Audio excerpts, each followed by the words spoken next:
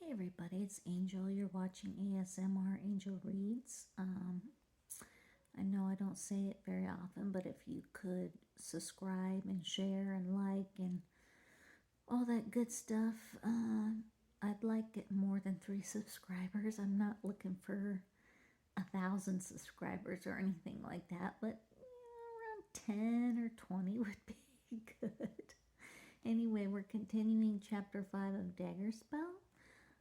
Last section, Rodri and Cullen rode into a skirmish with the other lords who were looking to kill Rodri.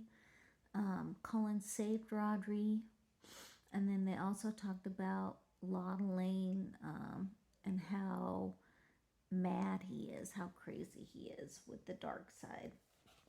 So we'll continue. Colin came awake suddenly to find Sligan hunkering down next to him. The wheel of the stars showed that it was close to dawn. Old Nevin just woke me, Sligan said. Corbin's army is getting ready to ride. Those dishonorable scum are going to make a dawn strike on us. Oh, are they now? Well then, my lord, we'd best pull a trick of our own. When Colin explained, Sligan roared with laughter and woke up half the camp. The provisions carts were already drawn up in a circle some 100 yards from camp with all the horses in their midst. Half the men readied the horses while the others arranged saddlebags and gear under blankets to look like sleeping men. Then the armed and ready warband hid in the circle of carts. Each man crouched beside his horse. To the rear huddled the servants and such like. Up in the front stood a spearman ready to fill the gap in the circle once the horsemen rode out. Colin took his place beside Sligan just as the sky was lightening to gray like a mole's fur. In the chilly dawn, the army trotted closer and closer across the wide meadow. The news whispered through Rodri's men, "Get ready to mount and ride." At the far end of the meadow, Corbin's army drew up, paused for a moment, then began to sort itself out into a long line for the charge. Cullen began to wonder if they would ever see through his ruse. If the camp truly was asleep, by now someone would have been awakened by the noise of the distant jingling tack. Walking their horses, the army came on, then broke into a trot, and on, and suddenly they were galloping, charging to the sound of horns and war cries straight for what they thought was the sleeping camp. Their javelins sped ahead of them into the fake bodies on the ground. "Now!" Roger screamed. There was an awkward shoving scramble in the narrow space as the warband swung itself into the saddle. Shrieking at the top of his lungs, Sligan led out the squad of lords, and their men surged out after them in ranks of 4 abreast. Out ahead, the startled enemies were swearing and yelling as they tried to check the momentum of their charge and wheel to face this unexpected attack. As they galloped, Rodri's army sent their javelins on ahead of them. Horses reared and men screamed as Corbin's line broke into a disorganized mob. "For Corbin!" Cullen yelled, and he glanced back to make sure that Rodri was safely in the midst of the squad. Sligan wheeled his unit along the battle edge just as the main armies hit. Horses dodged and reared as the 2 lines passed through each other like fingers of one hand woven through those of another. The riders turned them and swung back to break off into single combat or the occasional clot of fighting. Cullen stayed close to Sligan as the lord he led his squad around the field. Suddenly Sligan howled in triumph and kicked his horse into a gallop. Taken by surprise, Cullen fell a little behind as the lord charged for his prey. A lord with green and tan blazon on his shield. Cullen heard Rodri crazed berserker laugh sweep by him, and the unit charged after Sligan. I need my glasses.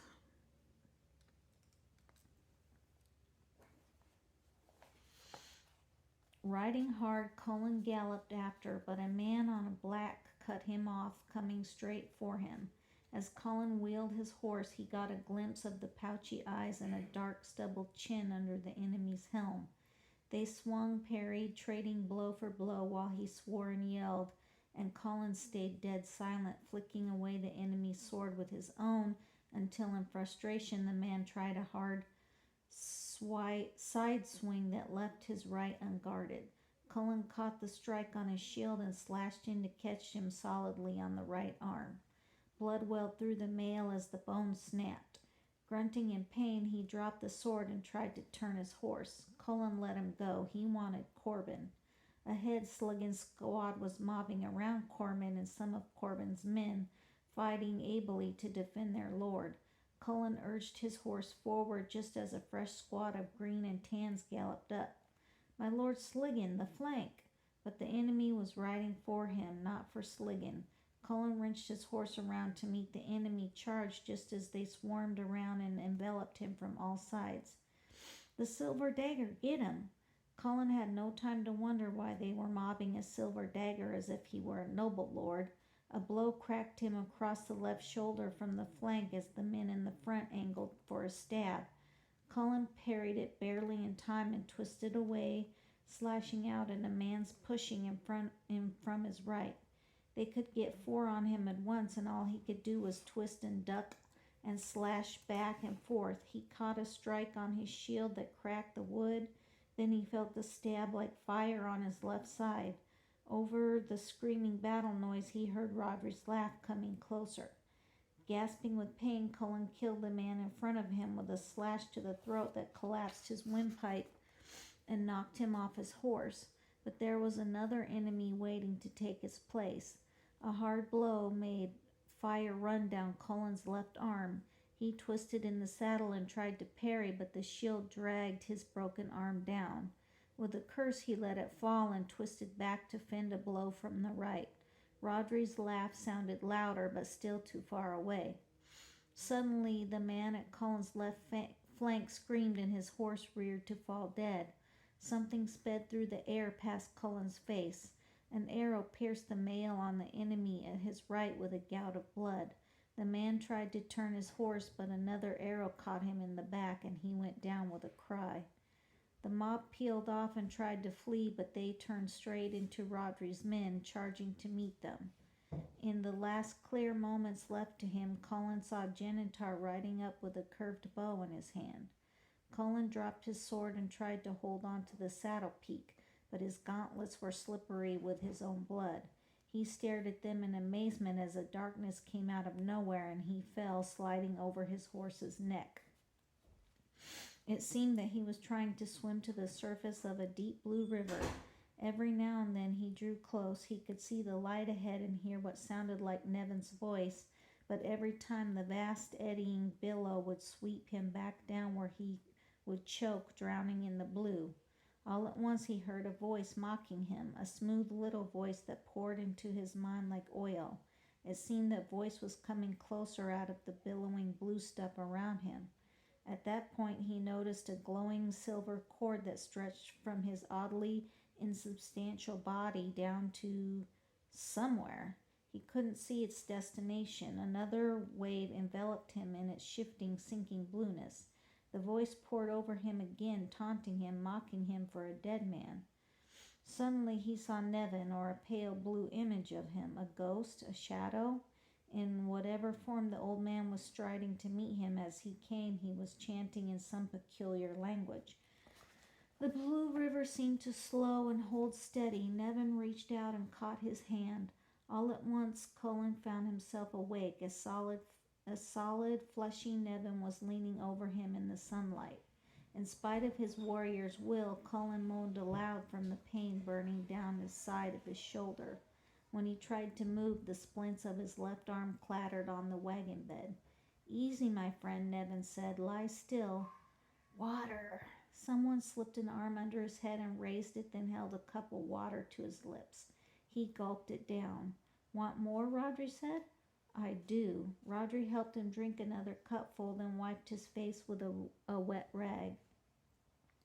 I tried to reach you in time, the lad said. Please believe me, I tried to reach you. I know, Cullen was puzzled by his urgency. What of Corbin? Escaped. Don't let that trouble you now.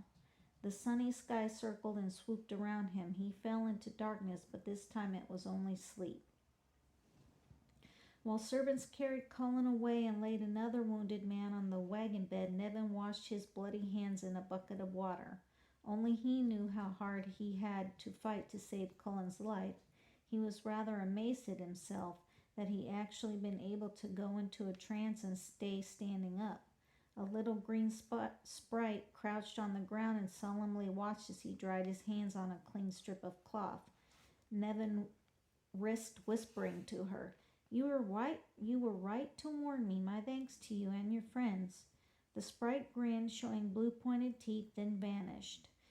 If the wild folk hadn't warned him, Nevin might never have realized that someone was up to the higher planes trying to drive Cullen's etheric double away from his body and then snap the silver cord that bound him to life.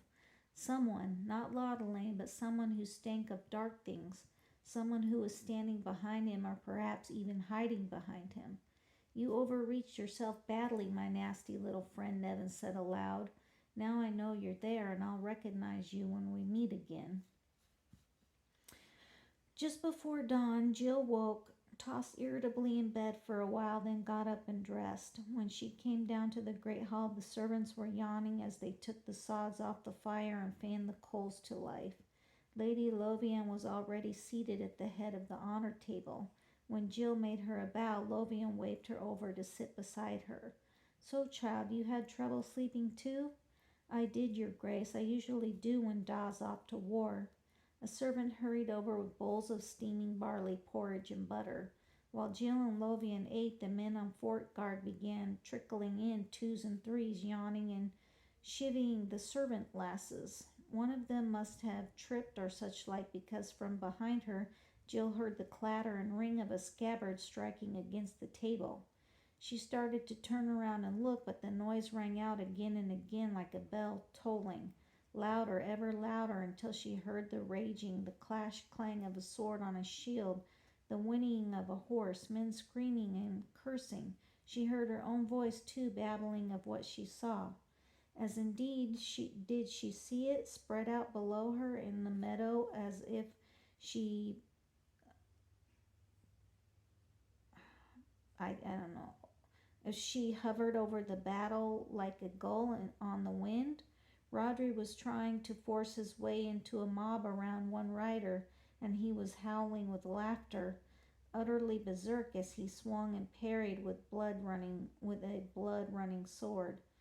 The man inside the mob could barely swing. He turned desperately in his saddle. "Cullen!"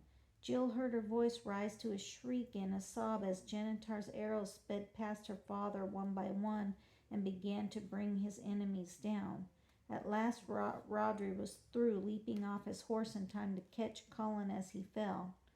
And the battle noise faded away into the sound of her own sobs and Lothian's frightened voice barking orders to the servants. Jill looked straight into Lothian's face and realized that her ladyship had her arms tight around her. Leaning over her was Dwiggett, captain of the fort guard. "Your grace," he burst out. "What?" "Dwemer, you dolt," Lothian said. "What else could it be? And her friend of she's a friend of Nevin's after all." Jill's tears stopped, wiped away by the icy realization that Lothian was speaking the truth. She felt herself shaking like an aspen in the wind as a servant ran over with a bit of elderberry wine. Lothian forced her to drink it. "Jill, is your father dead?" "He is not, but he's as close to it as he can be. Your grace, please, I beg you, I've got to ride to him. What if he dies and I never forgotten to say farewell?" "Well, here my heart aches for you, but you'll never be able to find the army." "Won't I, your grace?" Lothian shuddered. "Besides," Jill went on, "that battle was hard fought. Lord Rodri's going to need as many men at the fort guard as you can send him. I know I can lead them straight there. I truly do know it. They're only some 20 miles away. Please, your grace." Lothian sighed and stood up from the bench, then ran shaking hands through her hair. Done then, she said at last. Dwiggin, get 30 men ready to ride straight away. As Jill ran up to her chamber to get her gear, she was cursing her weird, hating herself and hating the Dwemer for taking her over. But for her beloved father's sake, she would use any weapon that came her way. There were times when the depth of his pride surprised even Rodri himself. His back hurt so badly from the kicks and bruises of the day before that he could barely stand, and now that the berserker fit had left him, he was feeling every new blow that he'd gotten. But he drove himself to accompany Sligan on a tour through the summer camp. The men were bringing in the dead from the battlefield. Everywhere Rodri heard men cursing or keening as they recognized dear friends. They needed to see their Cadvarok on his feet. Do we call this a victory or not? Rodri said. Corbin's the one who fled, eh? Down near the supply wagons, Genitar and Calandro was standing guard over the prisoners who slouched on the ground in twos or threes, clinging together for comfort. Most were wounded, but they'd have to wait for the surgeons to finish with Rodri's men. Any news of Cullen? Genitar asked. Still the same, Rodri wearily rubbed the sides of his face. I came to thank you. No thanks needed. He did his best to save the life of a friend of mine. I would have loosened more shafts, but I was afraid of hitting you and your men. I came close enough to killing Cullen as it was. Better you than one of those scums. Well, you pulled him out in the end, eh? Sligan laid a fatherly hand on Rodri's arm. All that matters, eh? In the end, in the laps of the gods now.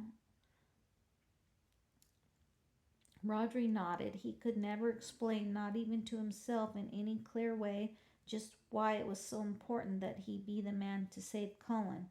He should have pulled him out of the mob just so they would have been even on that favor. It was important, perhaps most important thing in his life, that each owed the other nothing, and yet he couldn't say why. His tunic red with gore, Adern trotted up with a couple of servants laden with medical supplies. Your men are all tended, Lord Cadvarok, but Nevin said to let you and Lord Domir just died. But Nevin said to tell you that Lord Dromir just died. Rodri tossed back his head and keened. Now a noble-born man had died for his sake. Sligan tightened his grip on Rodri's arm and swore under his breath. I'll be working on the prisoners, Adern said. Beckoning to the servants, he walked away, looking for those who were the worst off. All by the hells, Genitar said. I still don't see how Corbin got away. I was sure you and Domir had him trapped. So was I. Sligan shook his head in furious bafflement. It was foul, stinking, evil luck, that's all. Lots of little things like Domir's sword breaking, and then that horse went down in front of mine, and I couldn't reach him. Luck, ill luck. One of the prisoners laughed a hysterical mutter under his breath. When Rodri swung around to look at him, he flung up one arm and cringed back. His blond hair was crusted with blood. I'm not going to strike a wounded man, Rodri said, but what are you laughing about? My apologies, I didn't even mean to, but it wasn't luck that let our Lord escape. By the gods, you'll never kill Corbin. It's a demon-shot sorcerer. He made a prophecy, you see. A what? Laudelin made a prophecy. He got it from the scrying stone. The prisoner paused to lick dry his lips. It says that Lord Corbin can never be slain in battle except by a sword, but he'll never be slain by any man's hand. It's true, my lord. You saw what happened on the field today. It must be true. Sligan's florid face turned pale. Adern turned to listen. Adern, Rodri said, is there any truth to this? The lad's not lying to you, my lord, so Laudelin must have made a prophecy. That's not what I meant. Does the Cadvarok really want me to tell him if the prophecy's a true one? It must be, or you'd be assuming me that it's false. Adern gave a sigh that was more like a groan. I'm sworn to never lie, but at times I wish I never made that vow. Rodri turned and blindly walked away. He felt his death lay heavy arms around his shoulder and walk with him, puffing a little. Sligan caught up with him near the edge of the camp. Now here, I don't believe a word of it, eh? Doesn't matter if it's true. Lot of horse shit. Is it now? If Adern can turn himself into an owl, why can't he know the true or false of a prophecy? Sligan started to reply, then looked away and chewed furiously on his mustache. It's a cursed strange feeling being doomed by Dwemer, Rodri went on, and doomed I am. When Corbin chooses to cut his way to me, no one's going to be able to stop him. When we face off, I won't be able to kill him. Only one thing to do, eh? Send you back to Cannabane. Never, and what good would my life do me if I spent it as a shamed man? All at once Rodri felt his berserker laugh welling out of his mouth. He tossed back his head and howled until Sligan grabbed him and shook him to silence. By late afternoon the news was all over camp. Rodri had never experienced before of seeing an army's morale crumble like a bit of dried mud rubbed between a man's fingers. It wasn't a pretty sight. Although the noble-born blustered and swore like Sligan, they looked at Rodri with horrified pity. Rodri walked through camp and tried speaking personally to the men in hopes of wiping away a fear so strong that he could smell it. At first some of the men tried to jest with him, but as the afternoon wore on, they drew back as if he were a leper, this man whom the gods had cursed, lest his ill luck rub off on them. To spare them the sight of him, Rodri walked to the edge of camp with Amir, the only man in his warband who seemed glad of his company. Blond and bland-looking, Amir at 16 was new to the warband, but he had more honor than most. My lord, when we face Corbin again, I'll fight right next to you. I swore I'd follow you to the other lands, and I will. I honor you for it, but there's no need. I'm going to challenge Corbin to single combat and let him put an end to it. What? Just what I said. Why by the hell should the rest of you die in a hopeless cause? We'll never kill Corbin, and so, well and good, once he kills me, the rebellion is over. Amir turned to him with tears in his eyes. Speak well of me after I'm dead, will you? Rodri said. His mouth working, Amir walked a few steps away. As Rodri looked down the road, he saw a small troop of horsemen coming up from the south. He waited until he was reasonably sure that Amir could see them, then pointed them out. As the troop came closer, Rodri could pick out the colors of their shield, a mixed lot from his various allies, and Jill at their head. By the hills, it's Cannabane Fort Guard. What are they doing here? As soon as she dismounted, Jill enlightened him on the point. Reinforcements, my lord. I saw the battle in a vision, and you know I'm not daft because there was one, wasn't there? So by the goddess herself, where's my father? Amir started to giggle so loudly and so high that Rodri grabbed him and shook him. Pull yourself together. We've seen enough Dwemer to take a little more. It's not that, my lord. It's Jill. What? Of course it's Jill. I can see her. Not that, my lord. Look at Jill. So Corbin won't die by any man's hands, will he? Her thumbs hooked into her sword belt, Jill frowned at them as if she were thinking they'd both gone daft. Her stance, her gesture were so much those of a fighting man that suddenly Rodri saw Amir's meaning. He threw his head and howled with laughter until Jill could stand it no longer. By every god and his wife as well, have I ridden into a camp filled with madmen? My apologies, I'll take you to your father straight away, but Jill, oh Jill, I should fall to the ground and kiss your feet. Has my lord Cadrock been hit in the head? What is all this? I'll explain after you see Cullen, Silverdagger. I've got a hire for you. That's it for this section. Chapter 5 has one more section after this. Thanks for watching. Thanks for supporting me. Have a good day. Bye.